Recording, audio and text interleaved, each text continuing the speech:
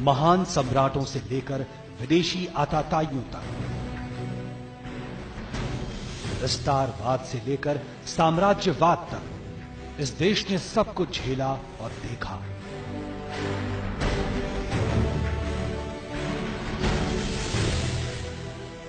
लेकिन एक सरदार ने कुछ महीनों में वो कर दिखाया जो शताब्दियों में नहीं हो पाया था। आजादी के पहले और आजादी के लगभग 1 सालों बाद तक देश में कई ऐसे हिस्से थे जो राजनीतिक तौर पर एक इकाई के रूप में देश का हिस्सा नहीं थे। मुख्य रूप से इसके 2 हिस्से थे। पहला ब्रिटिश भारत का वो हिस्सा जो 15 अगस्त 1947 के बाद राजनीतिक तौर पर आजाद हो गया। दूसरा हिस्सा था रियासतों वाला भारत, वो भारत जहां राजे रजवाड़े अपना कब्जा जमाए बैठे थे और जिनका इकबाल खो चुका था। रियासतों वाले इस भारत में लगभग 564 से ज्यादा ऐसे हिस्से थे जो भारत का हिस्सा नहीं थे, यानी देश अभी भी टुकड़ों में बटा हुआ था।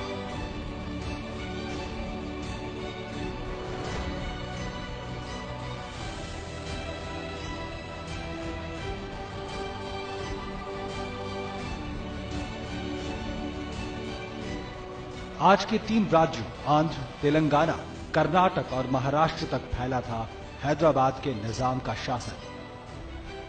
सन 1719 से लगभग 2 शताब्दियों से शासन करते आ रहे निजाम बड़े महत्वाकांक्षी थे।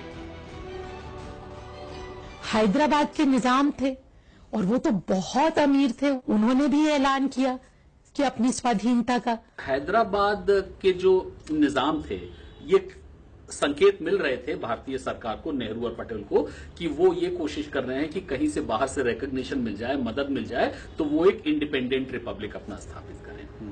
1947 का समय आ गया और उन्होंने कुछ फैसला नहीं किया तो उनको 1 साल का समय दिया गया। स्टैंड स्टिल एग्रीमेंट इसको कहते थे कि कोई रजवाड़े अगर चाहते हैं कि अपना फैसला वो स्थगित करें तो उनको 1 साल का समय दिया जाए। तो 1 साल का समय दिया गया कि 1 साल में वो तय करें कि वो क्या करना चाहते हैं। लंबी वार्ताओं के बाद हैदराबाद और भारत के बीच 29 नवंबर 1947 को 1 वर्ष के समझौते पर हस्ताक्षर हुए।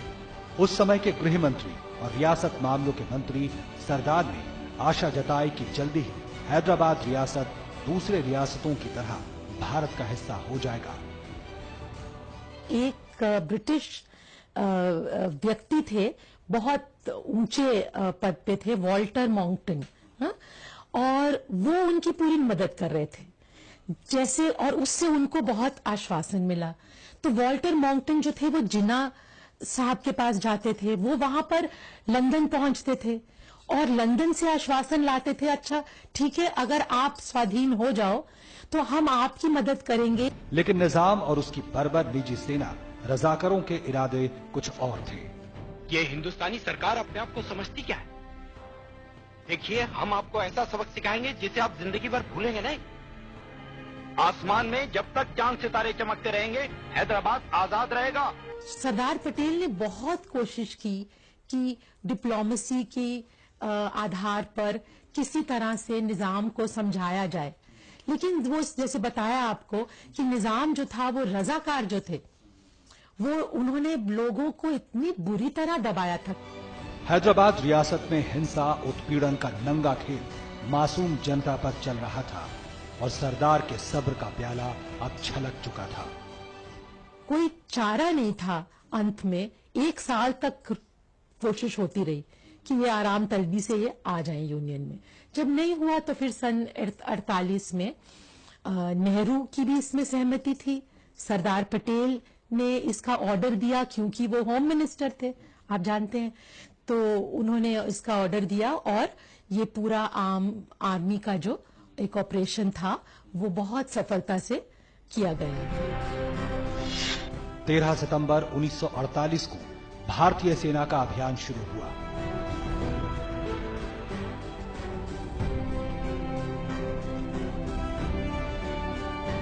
और 18 सितंबर 1948 को ऑपरेशन पोलो खत्म हो गया। अब हैदराबाद की रियासत भारतीय संघ का हिस्सा बन चुकी थी।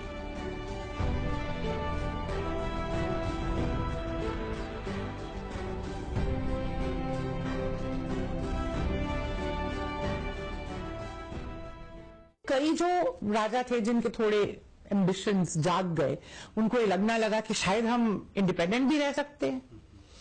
तो इसी तरह जम्मू कश्मीर में थोड़ा सा जो शुरू में डिफिकल्टी हुआ, फिर हैदराबाद में जो डिफिकल्टी हुई, फिर थोड़ा बहुत ये ट्रैवनकोर वाले जो महाराजा थे, उनके एक प्राइम मिनिस्टर थे, उनको भी थोड़े एम्बिशन हो गए कि क्या पता हम थोड़ा एक इंडिपेंडेंट स्टेट की तरह रह सके। तो इस वक्त जो सरदार पटेल का रोल था, आजादी के इमीडिएटली पहले उन्होंने काम करना शुरू किया। 565 रजवाड़े थे, सारे के सारे लोग शौकिया अपनी मर्जी से नहीं आए थे। बहुत सारे टैक्टिक्स और स्ट्रेटजी अपनाई गई, कभी उनको धमकी दी गई, कभी उनको बहलाया फुसलाया गया, कभी उनको लालच दिया गया। कहा तो ये भी गया कि अंग्रेजों ने रियासतों के बारे में जानबूझकर ऐसे प्रावधान रखे जिससे भ्रम की स्थिति बनी रहे। हालांकि ज्यादातर रजवाड़े भारतीय संघ का हिस्सा बनना चाहते थे, लेकिन कुछ महत्वपूर्ण इलाकों का रियासत, उनके नवाब या फिर रजवाड़े ऐसे थे जो पाकिस्तान से मिल रहे लालच के कारण या फिर अपनी झूठी शान शौकत के चक्कर में फंसे हुए थे। ऐसे में जरूरत थी एक क्रांति की, और वो हुई भी, लेकिन वो क्रांति थी रक्तहीन क्रांति। ब्रिटिश इंडिया हम हैंड ओवर कर रहे हैं कांग्रेस को, ठीक है, हाँ? और राजवाड़े जो है, जिनका अलग रिलेशनशिप है हमारे साथ, ये ब्रिटिश क्राउन के साथ है, ये ब्रिटिश सरकार के साथ नहीं है। इस तरह की फाइन ट्यूनिंग करके उन्होंने कहा कि अब ये डिसाइड करेंगे कि ये क्या करना चाहते हैं।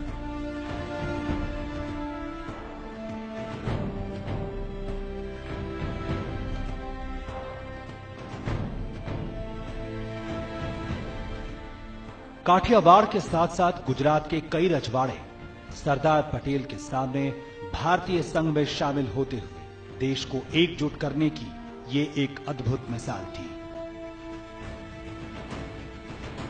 तो एक तरह से जो इंटीग्रेशन था, ये वो प्रजामंडल आंदोलन का जो डिमांड थी कि रिस्पॉन्सिबल गवर्नमेंट होनी चाहिए, इलेक्टेड रिप्रेजेंटेटिव्स होने चाहिए, जो उनके नुमाइंदे हैं वो राजा नहीं अपॉइंट करेगा। सरदार वल्लभ भाई पटेल के बारे में एक बार मैनचेस्टर गार्जियन अखबार ने लिखा था, एक ही व्यक्ति विद्रोही और राजनीतिज्ञ के रूप में कभी कभी ही सफल होता है, परंतु इस संबंध में पटेल अपवाद थे। सरदार पटेल पर यह टिप्पणी बिल्कुल सही साबित हुई। पार्टीशन, रिफ्यूजी का आना और छोटे छोटे कम से कम 600 से ज्यादा प्रिंसली स्टेट्स में बटा हिंदुस्तान, और उसको कंसोलिडेट करके इमर्जिंग राष्ट्र का रूप देना, जो कि सरदार पटेल कर पाए, ये बहुत महत्वपूर्ण है। और इसी आधार, ये एक तरह से एक आधारशिला बनी, एक नींव बनी, जिस पर कि independent composite state, secular socialist democratic राष्ट्र का निर्माण हो पाया। और इसी दिशा में डेवलपमेंट, इस डेवलपमेंट की दिशा ये जो अपनाई, ये इसका नींव सरदार पटेल ने रखा। तब भी और आज भी सरदार पटेल द्वारा 564 से ज्यादा रियासतों का एकीकरण कर भारत का हिस्सा बनाना विश्व इतिहास का एक आश्चर्य था। बहुत सारे स्टेट्स में खुद गए और जो महाराजा थे, वहां के नवाब थे, निजाम थे, सबसे मिलकर बात करी और उनको ये समझाया कि जब आजादी हो जाएगी कि तुम्हारे लिए इंडिपेंडेंट रहना पॉसिबल नहीं है, आपको या इंडिया या पाकिस्तान ज्वाइन करना पड़ेगा। कंटिन्यूटी भी एक है, जो भारत के टेरिटरी के अंदर आते हैं वो तो भारत के साथ ही रहेंगे। अब जैसे हैदराबाद है, तो भारत के अंदर एक कहीं और किसी पाकिस्तान तो नहीं ज्वाइन कर सकता, या कोई इंडिपेंडेंट तो नहीं रह सकता। तो ये सब उनको समझाया। जूनागढ़ रियासत, जिसके नवाब को कहते हैं जिन्ना ने उकसाया था, लेकिन सरदार ने ऐसी रणनीति बनाई कि वो सब छोड़ छाड़ पाकिस्तान भाग गया। जूनागढ़ में का तो एग्जाम्पल आप लीजिएगा, तो स्ट्रैटेजिकली और जियोग्राफिकली भी पॉसिबल नहीं था, क्योंकि एक चीज दिमाग में रखनी थी, क्योंकि ये रीऑर्गेनाइजेशन ऑफ स्टेट था, ये पार्टीशन नहीं था। और उसमें जो जियोग्राफिकल लोकेशन था जूनागढ़ का, चारों तरफ से तो बाकी ऐसे स्टेट से सराउंडेड था जो कि इंडियन डोमिनियन को एग्री कर रहे थे, ज्वाइन कर रहे थे। उसमें जूनागढ़ अलग से पाकिस्तान डोमिनियन की तरफ नवाब ने साइन कर दिया। वहां पर भी सरदार पटेल ने यही कहा, अगर उनके पत्र हम पढ़ें तो बहुत ही यहाँ पे कूटनीति का इस्तेमाल किया। वहां भी ये कहा, उन्होंने कहा देखो जरा सा इशारा मैं यूएन देबर को करूंगा, जो कि प्रजामंडल के नेता थे, और या कि मैं बस वो रुके हुए हैं, मैंने उनको रोका है। स्वतंत्रता मिलते ही त्रावणकोर के राजा ने भी अपनी स्वतंत्रता की घोषणा कर दी थी, लेकिन इन राजाओं की हेकड़ी जल्दी ही निकल गई। ट्रावणकोर के राजा थे, जैसे ट्रावणकोर के राजा इतने खराब नहीं थे, उनके दीवान थे सीपी रामास्वामी अय्यर, जिनका नाक भी कट गया था, इतना लोगों का उनके खिलाफ वो रोष था। तो वो उन्होंने ऐलान कर दिया एक समय पे कि हम तो आजाद होंगे, और किस बलबूते पे किया कि उनके पास थोरियम है जिससे न्यूक्लियर एनर्जी बनती है, उसके डिपॉजिट थे वहां पे त्रावणकोर में, जो आज केरल में है। जवाहरलाल नेहरू और पटेल दोनों ये चाहते थे, दोनों कन्विंस थे कि रजवाड़े अलग नहीं रहेंगे, उनको भारत में शामिल होना होगा। और इन रजवाड़ों की प्रिंसली स्टेट्स की जनता भी कही कि यही चाहती थी, लेकिन इनके राजा जो थे वो कुछ ऐसे थे, जैसे कि हैदराबाद के हुए, जैसे कि ट्रैवनकोर के हुए, जैसे कि भोपाल के हुए, जब वो कुछ ये चाहते थे कि अगर हो सके तो अपनी आजादी रखी जाए, भारत में न शामिल हो। तो ऐसे में पटेल ने काफी बेहतर डिप्लोमेसी दिखाई, काफी बेहतर पॉलिटिक्स दिखाई, और थ्रेट से लेकर लालच, सारे के सारे हथियारों का इस्तेमाल किया। लेकिन ये पटेल का बहुत बड़ा कॉन्ट्रीब्यूशन है कि एक बहुत बड़ा विलय कमोबेश अहिंसक रूप से, बगैर जोर जबरदस्ती के, थोड़ी बहुत आप जोर जबरदस्ती मान सकते हैं हैदराबाद में हुई, इसके अलावा कहीं पर भी नहीं हुई। और सारे के सारे राजवाड़े 565 जो थे वो भारत में शामिल हो गए, भारत का विलय हो गया, और वो बहुत ही सक्सेसफुल इंटीग्रेशन था, इसलिए कि आज की जनरेशन को ये पता भी नहीं है। वो सपाट साफ सीधी बात करने वाले लीडर थे, किसी को झूठी आशा नहीं देते थे, जो कहते थे, प्रॉमिस करते थे, उस पे राजाओं को या अन्य पार्टी के नेताओं को, कार्यकर्ताओं को विश्वास था कि अगर सरदार ने कहा है तो वो बात जरूर पूरी करेंगे और वो बात सही रखेंगे, उस बात की मान रखेंगे। और इसीलिए ये 600 राजाओं जो अलग अलग इनकी अपनी पर्सनालिटी, इनकी इडियोसिंक्रेसीज, इनका अपना सनकपन, अपना सोच, इसके बावजूद सरदार पटेल इनको एक झंडे के तहत ला पाए,